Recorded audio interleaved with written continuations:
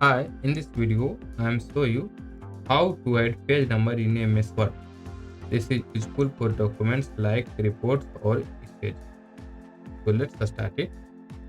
First of all, open your Word file and you can see here I have two page of document file and I want to write here the page number and here. So I want to write, and if you have many page uh, like 1000, so if you write page number, so you can see here how to write. So go to the insert tab,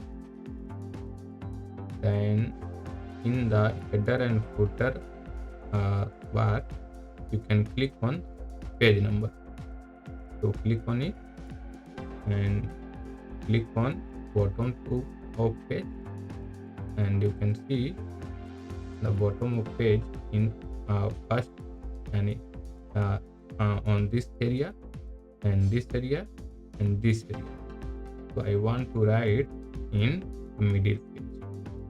So click on it and you can see the page number is, click on close the header, and I am show you the page number is available and written.